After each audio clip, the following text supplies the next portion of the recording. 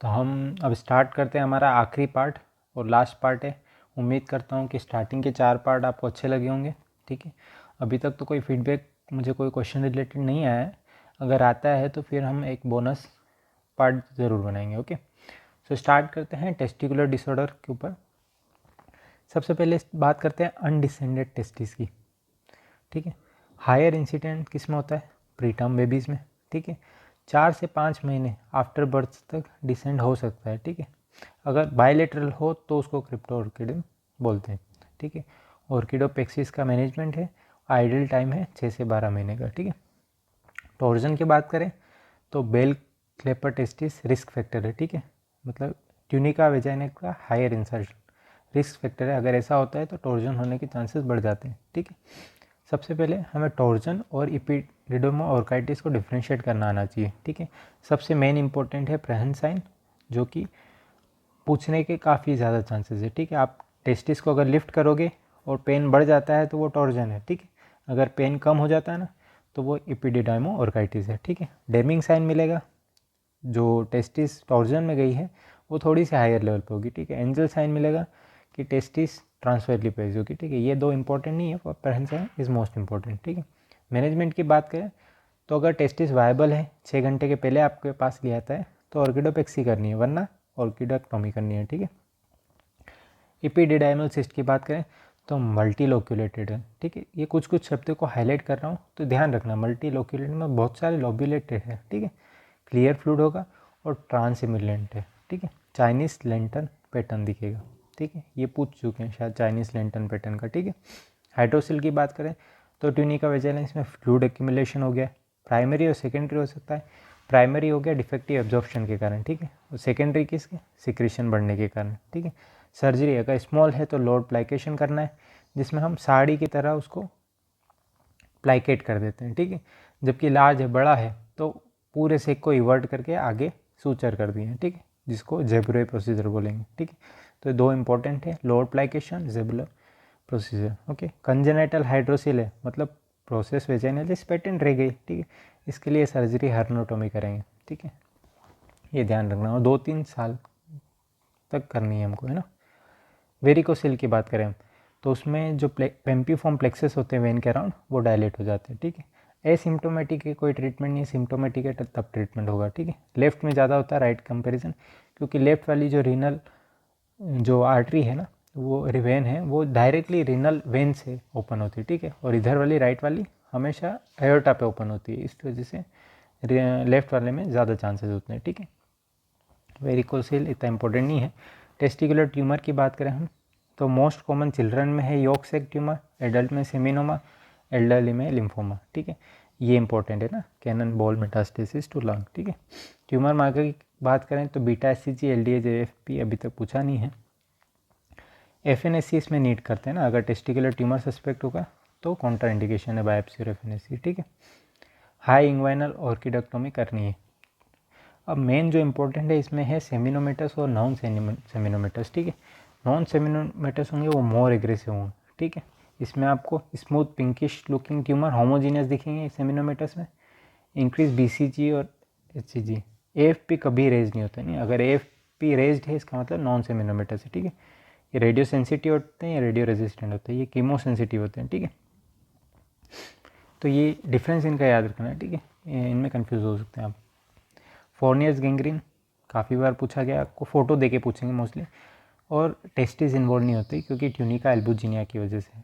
ठीक है, नेक्रोटाइजिंग फेशियाटिस है पेरिनियल रीजन का, इम्यूनो कॉम्प्रोमाइज डायबिटीज़ में मिलेगा। ठीक है, डिब्राइवमेंट इसका मैनेजमेंट है। ठीक है, टेस्टिकुलर हमने कवर कर लिया, अब आते हैं यूरेथ्रल और पेनाइल डिसऑर्डर में।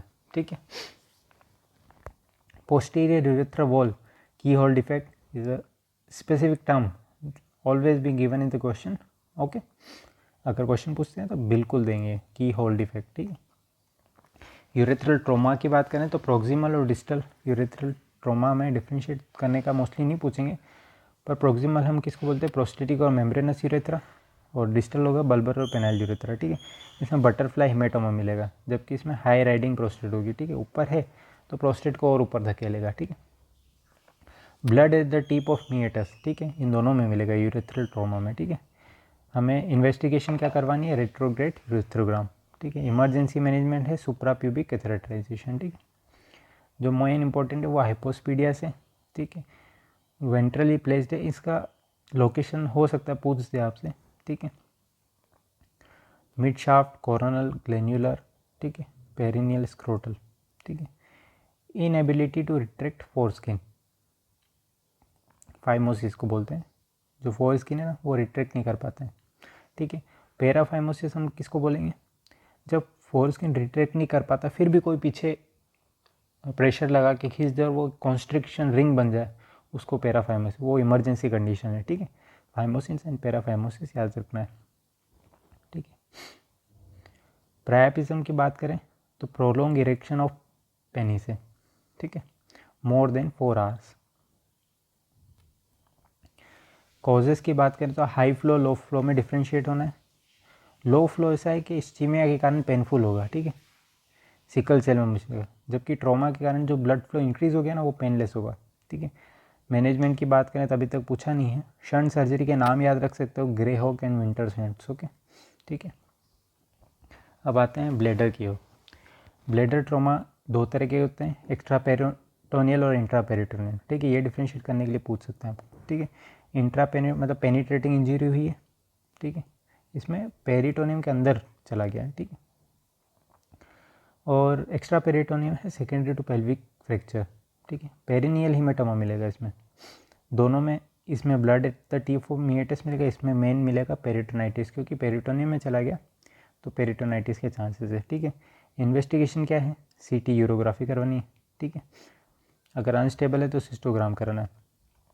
इसका जो मैनेजमेंट है एक्स्ट्रा पेरिटोनियन का, उसमें हम फॉलीज कैथेटर डाल के रखेंगे 7 दिन के लिए, जबकि इसमें पेरिटोनाइटिस हो रहा है तो लेप्रोटोमी करके सुधार करना है, ठीक है। ब्लैडर कैंसर की बात करते हैं तो 3 तरह के होते हैं, पूछे जाते हैं मोस्टली। स्क्वेमस सिस्टोसोमियासिस में मिलता है, ठीक है। ट्रांजिशनल जो मिलता है वो आपको सिगरेट और साइक्लोफॉस्फामाइड में। एडिनो मिलेगा यूरेकस परसिस्टोन में, ठीक है। Transurethral resection of bladder tumour surgery है, ठीक है। प्रीवियस ईयर क्वेश्चन क्या है, लोअर यूरिनरी ट्रैक्ट के सिम्टम्स क्या क्या है, स्टोरेज सिम्टम क्या क्या है, फ्रीक्वेंसी बार बार आ रही है, नॉक्चर्न रात में हो रहा है, अर्जेंसी और अर्जेंट कॉन्टिनेंस है, ठीक है। ये लोअर यूरिनरी ट्रैक्ट लुट्स जिसको बोलते हैं LUTS लुट्स, ये क्वेश्चन आ चुका है, चारों याद रखना है, ठीक है। ठीक है, अब नेक्स्ट पे आते हैं हम किडनी। डुप्लीकेशन और माल रोटेशन ऑफ पॉलिस में आपको ड्रॉपिंग लिली साइन मिलेगा, ठीक है, पूछा नहीं है पर याद रखना है। हॉर्शू किडनी L3 L4 के लेवल पे लाइज करती है, ठीक है, फ्यूज्ड हो जाते हैं ना। और इन्फीरियर मिजेंट्रिक वेसल जो है वो रिस्ट्रिक्ट करती है इनको ऊपर जाने से, ठीक है। ये एयरटा की एक ब्रांच है, ठीक है, एयरटा इन्फिल्ट्रिंग वेसल, अगर किडनी ऐसे यहाँ पे जो है ये ऊपर जाने नहीं देगा, ठीक है, फ्यूज हो गई। मोस्ट इंपॉर्टेंट है फ्लावर वेस अपीयरेंस इन इंट्रावेनस यूरोग्राम, ठीक है। हाइड्रोनेफ्रोसिस की बात करें तो पेल्विक कैलेकल सिस्टम का डायलिटेशन, ठीक है, क्योंकि फ्लो में दिक्कत आ रही है प्रेशर के कारण, ठीक है। जैसे कि ये किडनी मान लीजिए, यहाँ पे कोई स्टोन है तो जितना प्रेशर लग रहा है ना, तो ये सारे कैलाइसिस, जैसे यहाँ से प्रेशर लगा तो नॉर्मल कैलाइसिस ये नॉर्मल ऐसा रहेगा, पर वो सीधा हुआ और प्रेशर लगा तो पूरा कॉन्वेक्स हो गया, ठीक है। तो आपका हाइड्रोनेफ्रोसिस में ऐसा दिखेगा। ये इंपॉर्टेंट है। डमसा और DTPA स्कैन, डमसा क्या के लिए चेक करने के लिए, स्कारिंग चेक करने के लिए, DTPA हम फंक्शन चेक करने के लिए यूज़ करते हैं, ठीक है। हाइड्रोनेफ्रोटिक किडनी अगर 20 से ज़्यादा GFR कंट्रीब्यूट कर रही है ना तो उसको सेव करना है, ठीक है। रीनल स्टोन की बात करते हैं तो most calcium oxalate most common है, रेडियोपोग होंगे, इनके शेप याद रखना है आपको, डाईहाइड्रेट एनवेलप शेप के होंगे, मोनोहाइड्रेट डम्बल शेप के होंगे, ठीक है। ट्रिपल फॉस्फेट में क्या क्या होता है ये याद करना है, कैल्शियम मैग्नीशियम अमोनियम फॉस्फेट, ठीक है। इनको स्ट्रूवाट और स्टेगहॉर्न बोलते हैं, ठीक है। प्रोटीज के कारण होते हैं और अल्कलाइन यूरिन होती है इसमें। सिस्टाइन सबसे हार्ड होते हैं, ठीक है, EHWL से ब्रेक नहीं हो सकते, ठीक है, हेक्सागोनल होंगे। यूरिक एसिड रेडियोल्यूसेंट होंगे, ठीक है। कुछ कुछ कैरेक्टरिस्टिक्स स्पेसिफिक है वो याद करना है आपको, ठीक है। 5 से 6 होंगे तो ऑब्जर्वेशन में निकल जाएंगे, 5 से बड़े होंगे तो EHWL कराना है, ठीक है, शॉक वेव लिथोट्रिप्सी, ठीक है।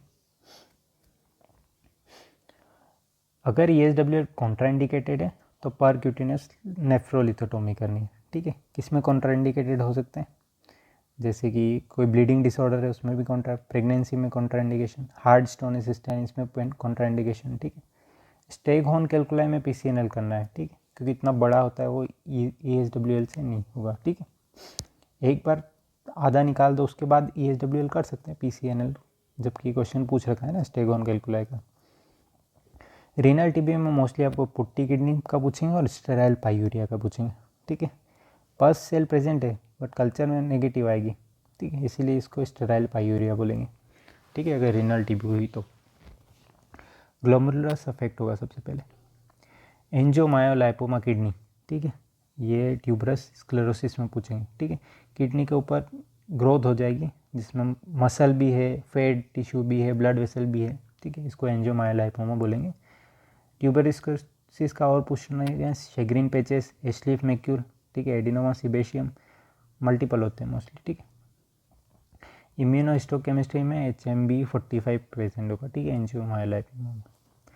अब रीनल सेल कैंसर की बात करें जो कि इंपॉर्टेंट है, इसको हाइपर नेफ्रोमा भी बोलते हैं, ठीक है। हाइपर नेफ्रोमा के नाम से आपको कंफ्यूज कर सकते हैं इधर भी। इसमें ध्यान रखना है क्लियर टाइप किस में मिलेगा, VHL में मिलेगा, बोन हिप्पोलिंडाई में। पेपिलरी अगर होगा तो उसमें सोमामा बॉडीज में खेलेगी। Chromophobe Birt Hogg Dube syndrome में मिलेगा, ठीक है। कलेक्टिंग डक्ट और बेलिनी के सबसे वर्स्ट प्रोग्नोसिस है, ठीक है, एक एक जो मेन है नहीं वो बता दिए मैंने। मेडुलरी इंपॉर्टेंट सिकल सेल में मिलेगा, ठीक है, और कैनल बॉल मेटास्टेसिस मिलेगा। एक और कहाँ मिलेगा, टेस्टिकुलर ट्यूमर में, कोरियोकार्सिनोमा में, ठीक है, और मेडुलरी आरसीसी में। 3 जगह है जहाँ कैनल बॉल मेटास्टेसिस लंग्स में मिलते हैं, ठीक है। मैनेजमेंट क्या है, अगर 7 से छोटा होगा तो पार्शियल नेफ्रेक्टोमी, 7 से बड़ा होगा तो रेडिकल, ठीक है, पूछा गया क्वेश्चन है। विल्स ट्यूमर की बात करें जो मोस्ट इंपॉर्टेंट है, पीडियाट्रिक ट्यूमर है, मेलिग्नेंट है, ठीक है। वेगर सिंड्रोम याद रखना है, विम्स एनाइरिडिया, जेनाइटोयूरिया मार्फर रिटार्डेशन, ठीक है। डेनी ड्रेश और बेकविडमैन सिंड्रोम में भी मिलता है। Investigation of choice is CECT, okay. अब आते हैं हम प्रोस्टेट के ऊपर, ठीक है। प्रोस्टेट की बात करें तो 3 जोन है, सेंट्रल, ट्रांजिशन, पेरिफेरल, ठीक है। सेंट्रल, ट्रांजिशन, ठीक है, इन दोनों में शॉर्ट और अनब्रांच ग्लैंड होगी, ठीक है। अगर मान लीजिए ये प्रोस्टेट है, सेंट्रल जोन होगा, यहाँ से इसकी जो वो होगी वो शॉर्ट ही होगी ना ग्लैंड्स सारी, ठीक है, ये है। अब यहाँ पे कोई लोकेशन है, यहाँ से इतना लंबा नहीं गया, जबकि लॉन्ग क्या होगा, बहुत लंबा होगा, लॉन्ग है, ठीक है। इस वजह से उसमें कैंसर के चांसेस ज़्यादा होते हैं लंबे, क्योंकि स्टेसिस होती है, ठीक है। पेरिफेरल जोन में इसलिए सबसे ज़्यादा कैंसर मिलेगा, जबकि ट्रांजिशन जोन में सबसे ज़्यादा BPH मिलेगा, ठीक है। अब प्रोस्टेट स्पेसिफिक एंटीजन से हम डिफ्रेंशिएट करेंगे कि क्या क्या हो सकता है। नॉर्मल अगर वैल्यू है 0 to 3, या तो नॉर्मल हो सकती है या BPH में भी नॉर्मल मिल सकता है, ठीक है। अगर BPH में नॉर्मल मिल रहा है तो बस आपको मैनेजमेंट करना है, कोई बायोप्सी वगैरह नहीं करनी, BPH का जो मैनेजमेंट है वो शुरू करना है, ठीक है। अगर PA से बड़ा हुआ निकलता है, 3 से 4 से बड़ा हुआ निकलता है ना, तो 3 ऑप्शन हो सकते हैं। BPH में भी कभी कभी बढ़ जाता है, कैंसर में बढ़ सकता है और प्रोस्टेटाइटिस में बढ़ा, ठीक है। अगर इन्फेक्शन है, बर्निंग मिक्सचुरेशन टाइप ऐसा कुछ है, एंटीबायोटिक दो, 6 हफ्ते बाद उसको फिर से बुलाओ, ठीक है। अगर फिर भी बड़ा हुआ निकलता है ना, फिर बायोप्सी करनी है, ठीक है। अगर 10 से 15 है तो वो तो ऑब्वियसली कैंसर है, ठीक है। 25 से ऊपर है तो मेटास्टेटिक कैंसर है, ठीक है। अब BPH की बात करें तो मेडिकली मैनेजमेंट क्या होगा, टेम्सुलोसिन, सिलिडोसिन और फिनास्ट्राइड और ड्यूट्रास्ट्राइड, ठीक है, हम टेबलेट देते हैं, ठीक है। सर्जिकली ट्रीटमेंट क्या होगा, ट्रांसयूरेथ्रल रिसेक्शन ऑफ प्रोस्टेट, ठीक है, और holmium laser enucleation of prostate, ठीक है।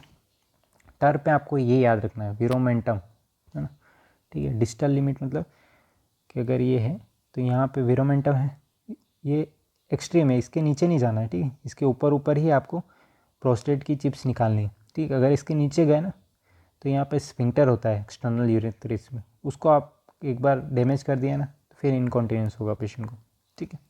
तो डिस्टल लिमिट विरोमोंटेनम याद रखें, ठीक है। पहले क्वेश्चन आया करते थे प्रोस्टेट की सर्जरी के ऊपर, Young surgery transperineal approach है और फ्रेयर्स ट्रांस वेसाइकल अप्रोच है, ठीक है। प्रोस्टेट कैंसर की बात करते हैं तो रिस्क कब होता है, टेस्टोस्टेरोन इंक्रीज, एज और BRCA2 का म्यूटेशन, ठीक है। इसमें जो इंपॉर्टेंट है वो लिखा है मैंने कि ग्लीसन स्कोर इंपॉर्टेंट, ठीक है। दो ग्लीसन स्कोरिंग ऐसे करते हैं, जो सबसे ज़्यादा ओकरिंग टाइप है ना वो plus second most common occurring plain type, ठीक है। जैसे कि थर्ड है, मेन पार्ट थर्ड है और थोड़ा पार्ट 4 भी है, तो 3+4 होगी उसकी स्कोरिंग, ठीक है। तो इसलिए 1 is well differentiated, 5 is poorly differentiated. Minimum कितना होगा 1+1, जैसे 2 होगा, मैक्सिमम 10 होगा, ठीक है। तो ये पूछ सकते हैं मिनिमम और मैक्सिमम कितना होगा, ठीक है। प्रीवियस ईयर क्वेश्चन में एक बार ये आया 4+3, ठीक है। पुअरली फॉर्म्ड एंड फ्यूज्ड, ठीक है। Cribriform gland with lesser component of well form gland, lesser component of well formed gland. Important उनका पूछना यही था कि जो पीछे लिखा हुआ ना ये, ठीक है, वो क्या है, तो वो लेसर कंपोनेंट है, ठीक है, मतलब वो कम, ठीक है, क्योंकि 1 जैसे जैसे 1 तक जाओगे वो वेल डिफ्रेंशिएटेड, ठीक है। तो 3 वेल डिफ्रेंशिएटेड है 4 से, ठीक है, तो 3 कम है, मतलब वेल फॉर्म ग्लैंड जो है ना वो कम है। सारे ऑप्शन में यही है कि आपको याद नहीं करना था, बस यही ध्यान रहना चाहिए कि जो 3 है वो कम है और वो अच्छा है थोड़ा, ठीक है। PSA अगर 10 से कम है और ग्लिसन स्कोर 6 से कम है तो एक्टिव सर्विलेंस करना है, ठीक है। ये क्वेश्चन आ चुका है। मैनेजमेंट की बात करें तो एंड्रोजन डिप्राइवेशन करना है इसमें, तो सर्जिकल कैस्ट्रेशन कर सकते हैं, सब स्केपुलर ऑर्किडेक्टोमी की, या मेडिकली GnRH चैनल लोग दे सकते हैं, गोसेरेनिल एंड बुसेरेनिल, ठीक है। ठीक है, तो हम आप आते हैं हर्निया के ऊपर।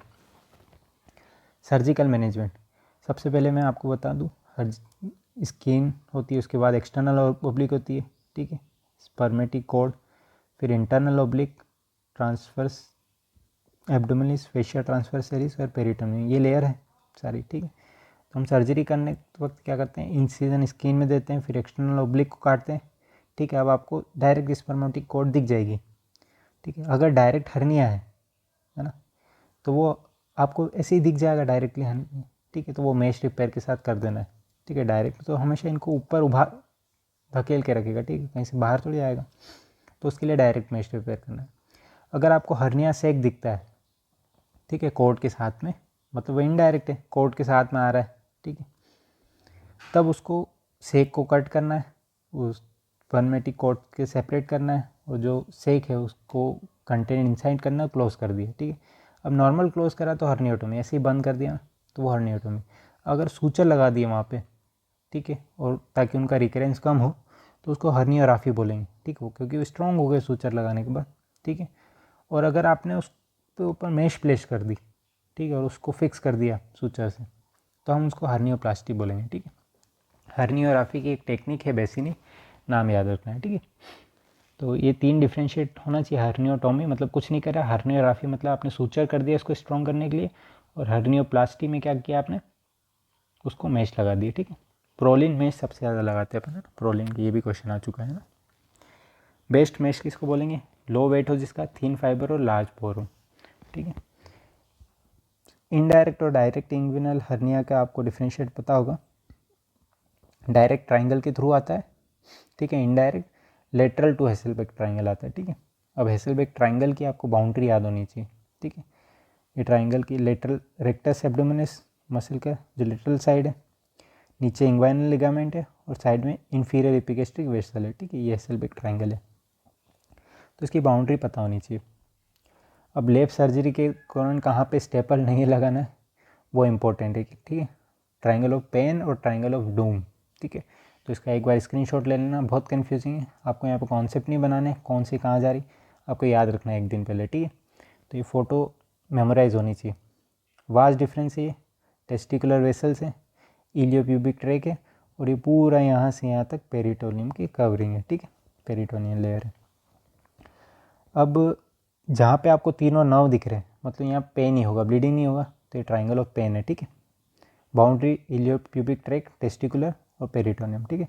कंटेंट क्या है ये याद रखना है, lateral cutaneous nerve of thigh, femoral nerve और femoral branch of genital femoral nerve, ठीक है, ये 3 कंटेंट है। तो ट्राइंगल ऑफ पेन, ठीक है।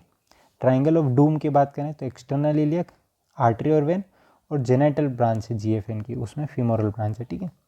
तो ये हो गया ट्राइंगल ऑफ डूम, ठीक है। Triangle of pain, triangle of doom याद रखना है।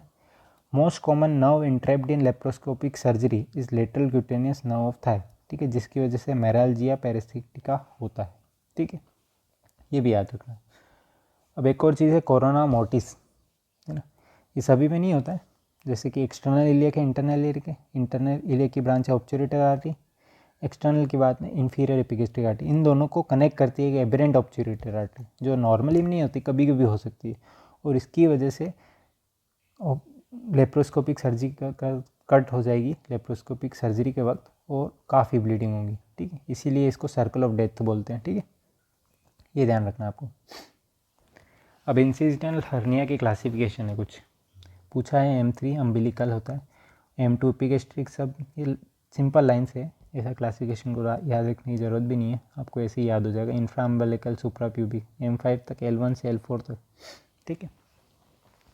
कंजेनाइटल डायफ्रामेटिक हर्निया की बात करें तो 2 टाइप के होते हैं, बोचलेक और मॉर्गेग्नी, ठीक है। इसमें प्लूरोपेरिटोनियम कैनाल और मेम्ब्रेन में डिफेक्ट होता है, इसमें सेंट्रल टेंडन ऑफ डायफ्राम में होता है, ठीक है। लेफ्ट पोस्टीरियर लेटरल है, राइट एंटीरोमीडियल है। अब आते हैं मेसेंट्रिक सिस्ट के ऊपर, ठीक है। काइलो लिम्फेटिक सिस्ट और इंट्राजिनस सिस्ट। लिम्फेटिक है, उसमें लिम्फ टिश्यू में, ठीक है। इंडिपेंडेंट ब्लड सप्लाई, क्योंकि अलग से है, ठीक है, उसमें एड नहीं है ना, मोस्ट कॉमन है। थिन वॉल्ड है, क्लियर फ्लूइड है, इसका क्या करना है, इनोकुलेशन करना है। जबकि इंट्रोजिनस वैसे लिखा हुआ कि इंट्रोजिनस है, मतलब इनबिल्ट है, ठीक है, इंटेस्टाइन के साथ मिला हुआ, तो ब्लड सप्लाई इंटेस्टाइन के साथ है, बाउल के साथ है। थिक वॉल है, टर्बिड फ्लूइड है, इसके लिए हमको रिसेक और एनास्टोमोसिस करना पड़ेगा, ठीक है। स्मॉल इंटेस्टाइन में है तो उसको उस पोर्शन को काट के फिर से एनास्टोमोसिस करना पड़ेगा। टिलोक्साइन इंपॉर्टेंट है, पूछ रखा है। Mass is mobile only in the plane perpendicular to mesentery, ठीक है। जैसे कि मान लीजिए ये मेसेंट्री है, ठीक है, इसके ऊपर ये कनेक्टेड है, ठीक है, ऐसे, और यहाँ पे कोई सिस्ट है, ठीक है। अब इसको लेटरली मूव करोगे तो नहीं करेगा, क्योंकि मेसेंट्री के साथ अटैच है, तो इसको इस डायरेक्शन में मूव किया जा सकता है, ठीक है। इसकी को टिलोक्साइन बोलते हैं, ठीक है। अब हम आते हैं आर्टेरियल डिसऑर्डर के ऊपर। एक्यूट आर्टेरियल ओक्लूजन अगर होगा तो जल्दी आ गया, 6 से 8 आर्ली में आ गया तो एम्बुलेक्टोमी करनी है, ठीक है, फोगाटी बलून के थ्रू। क्रोनिक में आया तो आपको ये क्लासिफिकेशन याद रखना है, ठीक है। कोई सा थ्रोम्बोज बन रहा है, उस कोलेट्रल के साथ चलता रहता है क्रोनिक, है ना, ऐसा नहीं कि सडनली इसी में आया वो हो जाएगा, तो इसकी क्लासिफिकेशन याद रखना है। 4th क्लास में बैठे बैठे भी उसको पेन हो रहा है, ठीक है। 3rd में पेन उसको स्टॉप कर देता है, चलने से मजबूर कर देता है, चल नहीं पाता है, ठीक है। पेन हो रहा है पर वो चलता रहता है, हल्का हो रहा है, ठीक है। पेन होता है पर जैसे जैसे चलने लगता है ना तो पेन कम हो जाता है, क्योंकि वेसोडाइलेशन की वजह से कम हो जाता है पेन, ओके। तो क्लासिफिकेशन याद रखना है। और ये याद रखना है कि एंकल ब्रेकियल प्रेशर इंडेक्स, ठीक है, maximum systolic BP at ankle, maximum systolic BP at brachial artery, ठीक है, इनका रेशो नॉर्मली क्या होता है 0.9 से 1.3, इंटरमीडिएट क्लाउडिकेशन होगा तो 0.9, रेस्ट पेन होगा तो 0.5, 0.3 में मतलब नेक्रोसिस होने वाली है।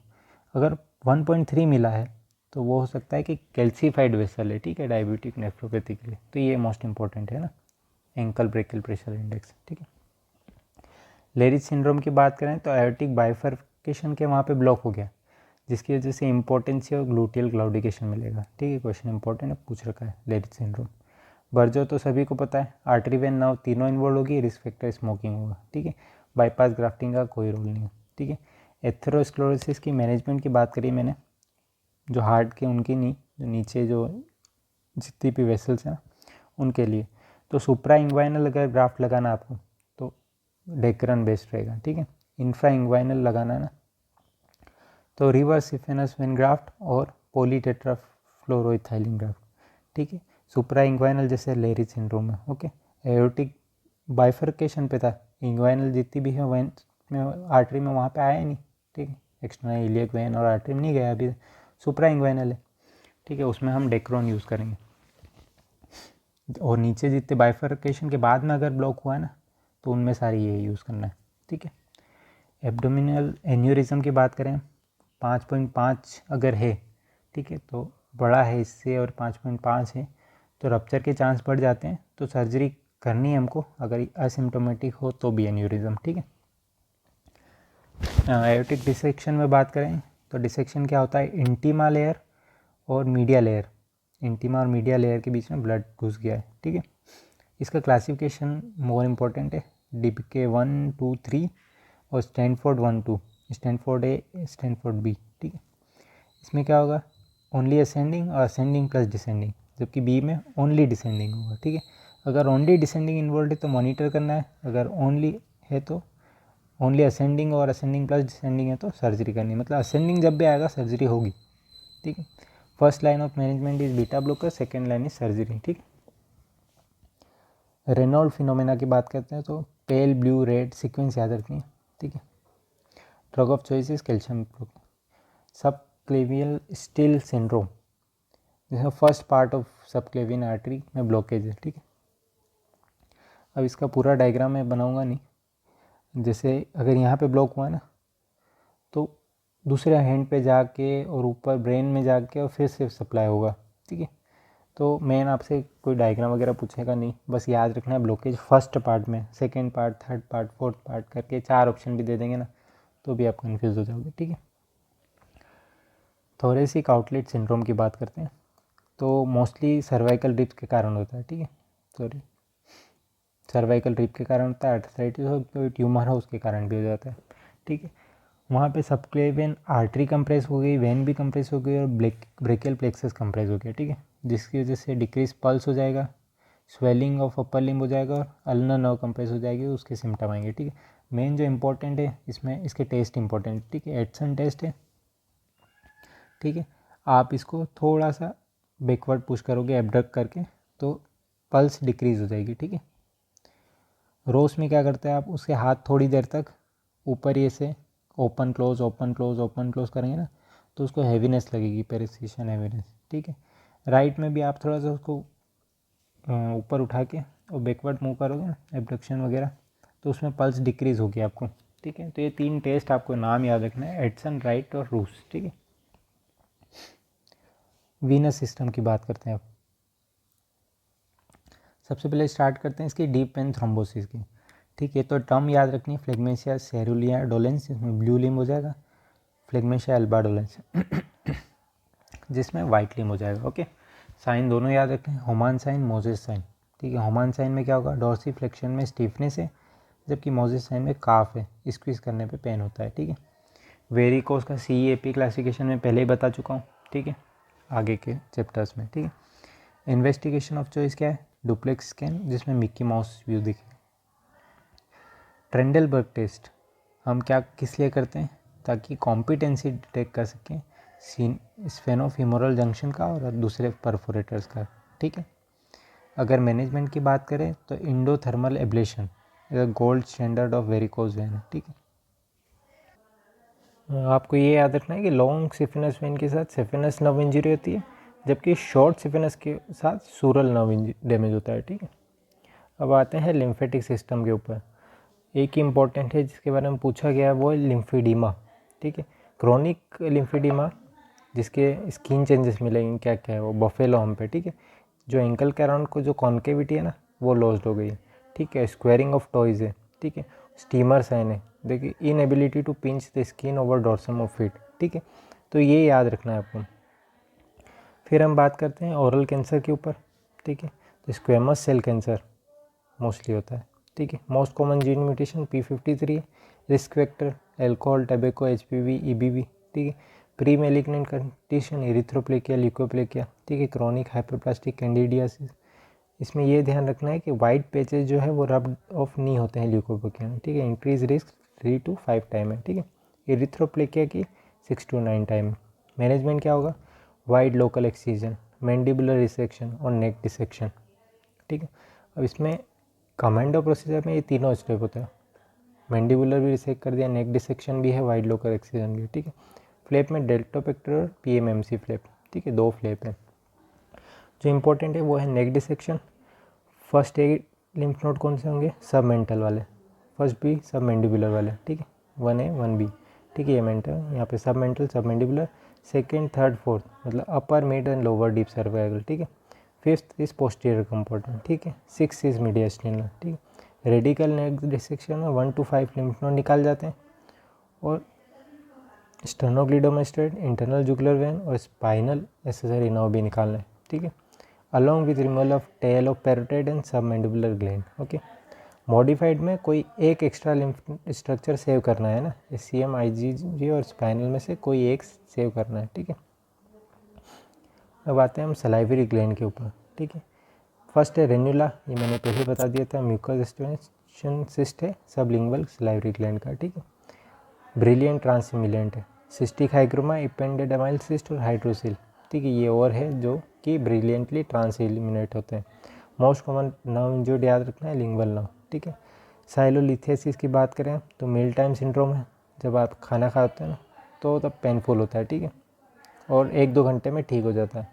मोस्ट कॉमन लेक्रामल ग्लैंड ट्यूमर है प्लियोमॉर्फिक एडिनोकार्सिनोमा, ये क्वेश्चन पूछा गया। ठीक है, कॉम्प्लिकेशन इंपॉर्टेंट है। कौन सी नर्व डैमेज होती है, तो ग्रेटर ऑरिकुलर नर्व, जिसकी वजह से नमनेस होती है शेविंग के, मतलब एनसीशिया ओवर एंगल ऑफ मैंडिबल। ठीक है, मार्जिनल मैंडिबुलर नर्व की बात करें हम तो वो drooping of angle of mouth होगा। ठीक है, ये पूछा गया क्वेश्चन। ठीक है, शेविंग के टाइम पे नमनेस हो रही तो कौन सी नर्व चली गई है, तो वो है ग्रेटर ऑरिकुलर नर्व। ठीक है, फ्रेज सिंड्रोम की बात करें हम तो गस्टेटरी स्वेटिंग, खाना खाते वक्त स्वेटिंग हो रही है। ठीक है, कौन सा नर्व इन्वॉल्वमेंट है, तो ओरिको टेम्पोरल नर्व, ये भी पूछेंगे। ठीक है, डायग्नोसिस में स्टार्च आयोडीन और एंटीपर्स्पिरेंट। ठीक है, downward displacement of spleen is prevented by phrenicocolic angle. ठीक है, लिगामेंट मतलब याद करना है। अपॉर्चुनिटिक पोस्ट स्प्लेनेक्टोमी इन्फेक्शन में हम नीमोकोकस, हीमोफिलियस और मेनिंजोकोकस की वैक्सीन देते हैं 2 हफ्ते पहले। ठीक है, ये याद रखना है। एंटीरियर मीडियास्टिनल ट्यूमर कौन सा है, थाइमोमा, मोस्ट कॉमन। ठीक है, मीडियास्टिनल न्यूरोजेनिक। अब बात करें जो मैंने पहले ही बता चुका हूँ, बेसल सेल कार्सिनोमा कहाँ पे होगा, angle of line joining mouth to ear lobule. ठीक है, rolled out pearly white edges, rodent ulcer बोलते हैं, पेलिसेडिंग पैटर्न मिलेगा और मैनेजमेंट है मोह माइक्रोग्राफिक सर्जरी। ठीक है, मैलिग्नेंट मेलानोमा की बात करें हम तो ABCDE याद रखना है। Asymmetry, border outer as uneven होगी, कलर होगा मल्टीपल कलर होगा, डायमीटर मोर देन 6 mm और इवॉल्विंग होगा। ठीक है, वाइड लोकल एक्सटेंशन करना, अगर 2 mm से बड़ा है तो 2 सेंटीमीटर की मार्जिन, 1 mm से कम है तो 1 सेंटीमीटर, 0.5 के तो 0.5 की मार्जिन। ठीक है, अब स्क्वेमस सेल कार्सिनोमा की बात करें हम तो वो है प्रिकर्सर लीजन है, जैसे कि क्यूटेनियस हॉर्न या लॉन्ग स्टैंडिंग इसका। ठीक है, सो यहाँ पे अपना पूरा रिवीजन 5 पार्ट का ख़त्म होता है। अगर आपके पास कोई और क्वेश्चंस है जो रह चुके हैं तो हम नेक्स्ट पार्ट बनाएंगे। ठीक है, और फीडबैक में ज़रूर बताइएगा कि ये सर्जिकली का पूरा रैपिड रिवीजन कैसा लगा आपको, ताकि मैं आगे दूसरे सब्जेक्ट के भी रैपिड रिवीजन बना सकूँ। ठीक है, थैंक यू।